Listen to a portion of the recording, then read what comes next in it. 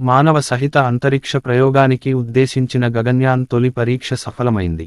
మొదట్లో ఒకంత లోపంతో కాసేపు వాయిదా పడినా చివరికి టెస్ట్ వెహికల్ D1 విజయవంతంగా నింగిలోకి దూసుకెళ్లింది. నిర్దేశించిన విధంగానే వెహికల్ నుంచి క్రూ మాడ్యూల్ విడిపోయి, తర్వాత సముద్రంలో దిగింది. అవాంఛిత పరిస్థితులు ఎదురైతే వ్యోమగాములు సురక్షితంగా బయటపడటానికి తోడ్పడే వ్యవస్థ సమర్థంగా పనిచేస్తున్నట్టు దీంతో బయటపడింది. మరో 2 ఏళ్లలో మానవులను అంతరిక్షంలోకి పంపాలనే మన ప్రయత్నానికిది కొత్త ఉత్తేజం కలిగించింది. అయితే అంతరిక్షంలోకి ముందుగా వెళ్లేది వ్యోమగాములు కాదు. ఓ రోబో. అంతరిక్ష ప్రయోగాల్లో జంతువుల సహకారం మరవలేనిది. మానవుల కన్నా ముందు వీటినే రోదసిలోకి పంపించారు. అంతరిక్ష ప్రయాణంలో ఎదురయ్యే పరిస్థితులు, ప్రభావాలను అంచనా వేయటంలో ఇవి కీలక పాత్ర పోషించాయి. కానీ మన దేశం మాత్రం అలా చేయటం లేదు. జంతువులు కూడా ప్రాణులే. అంతరిక్షంలో ఎక్కువ కాలం ఉంటున్నప్పుడు భారరహిత స్థితి, రేడియేషన్ ప్రభావాలు మన మీద పడినట్టే వాటి మీద పడతాయి కదా. వీటిని అర్థం చేసుకోవటానికి జంతువులను బలి చేయటం ఎందుకు? ఇక్కడే మన అంతరిక్ష పరిశోధన సంస్థ ఇస్రో వినూత్నంగా ఆలోచించింది. జంతువులకు బదులు మనిషిని పోలిన రోబోను ముందుగా అంతరిక్షంలోకి పంపటానికి సిద్ధమైంది. ఇందుకోసం ప్రత్యేకంగా రోబోను సిద్ధం చేసింది. దీని పేరు వ్యోమమిత్ర. ఆడ వ్యోమగామిలా కనిపించే దీనికి తల, 2 చేతులుంటాయి. కాకపోతే కాళ్ళుండవు. సగం హ్యూమనాయిడ్ అన్నమాట. ఏం చేస్తుంది? వ్యోమమిత్ర అచ్చం మనలాగే పెదవులను కదిలిస్తూ మాట్లాడుతుంది. హిందీ, ఇంగ్లీష్లో మాట్లాడేలా దీన్ని ప్రోగ్రామ్ చేశారు. ఇది మనుషులను గుర్తిస్తుంది. అంతరిక్షంలో వ్యోమగాములు చేసే పనులన్నింటినీ అనుకరిస్తుంది. కబుర్లు చెబుతుంది. ప్రశ్నలకు సమాధానాలిస్తుంది. సిరి, అలెక్సా, కోర్దానా వంటి కృత్రిమ మేధ పరిజ్ఞానాలను వ్యోమమిత్రకు విస్తరించారు. అంతరిక్షంలోకి వెళ్లిన తర్వాత క్రూ మాడ్యూల్లో వ్యోమగాముల భద్రత, మనుగడకు ఉద్దేశించిన వ్యవస్థలను పరీక్షిస్తుంది. క్యాబిన్లో వాతావరణం మారితే వాటిని గుర్తించి, హెచ్చరించగలదు. నేల మీది నుంచి శాస్త్రవేత్తలు అందించే సూచనలను గ్రహించి, వాటి మేరకు నడుచుకోగలదు. అవసరమైన పనులు పూర్తి చేయగలదు. లోపల కార్బన్ డయాక్సైడ్ పెట్టెలను మారుస్తుంది కూడా. టెక్నికల్ పనులు చేయటమే కాకుండా వ్యోమగాములకు విసుగు పుట్టకుండా మానసికంగా దన్నుగానూ నిలుస్తుంది. కృత్రిమ స్నేహితుడిలా వెంట ఉంటుంది. ప్రయోగిస్తున్నప్పుడు, కిందికి దిగుతున్నప్పుడు, కక్ష్యలో ఉన్నప్పుడు వ్యోమనౌక స్థితి ఎలా ఉందో చెబుతుంది కూడా. క్రూ మాడ్యూల్ అంతరిక్షం నుంచి తిరిగి వస్తున్నప్పుడు లోపల జరిగిన మార్పులను నివేదిస్తుంది. దఫాలుగా. సైడీ వ్యోమనౌక 6 ఏళ్ల పాటు సుమారు 360 కోట్ల మీ దూరం ప్రయాణించి అక్కడికి చేరుకుంటుంది.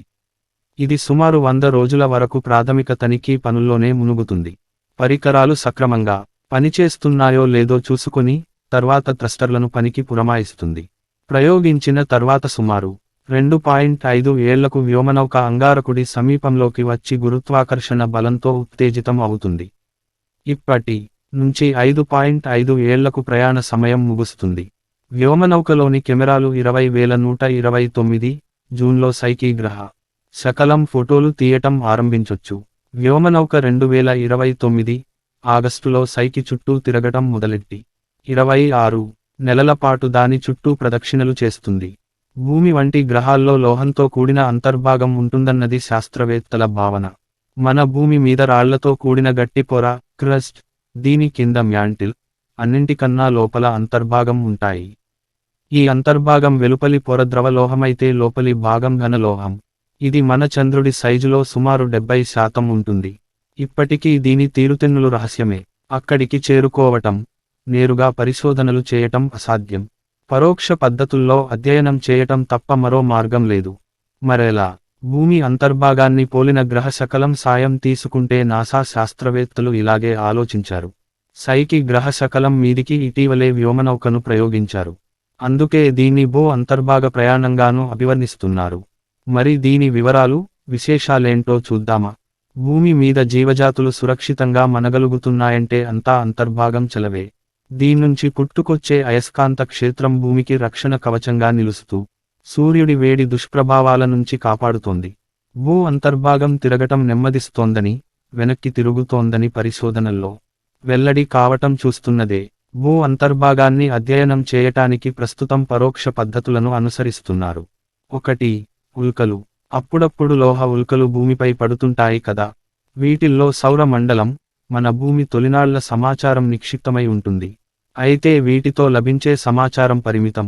భూ అంతర్భాగాన్ని అధ్యయనం చేయటానికి సీస్మాలజీని ఉపయోగించుకోవటం రెండో పద్ధతి. భూకంపాలు ఏర్పడినప్పుడు పుట్టుకొచ్చిన ప్రకంపనాలు భూమి అంతర్భాగం నుంచి ప్రయాణించే తీరును పరిశీలించటం దీనిలోని కీలకాంశం. అల్ట్రాసౌండ్ సాయంతో డాక్టర్లు మన శరీరంలోని అవయవాలను పరీక్షించినట్టుగా అన్నమాట.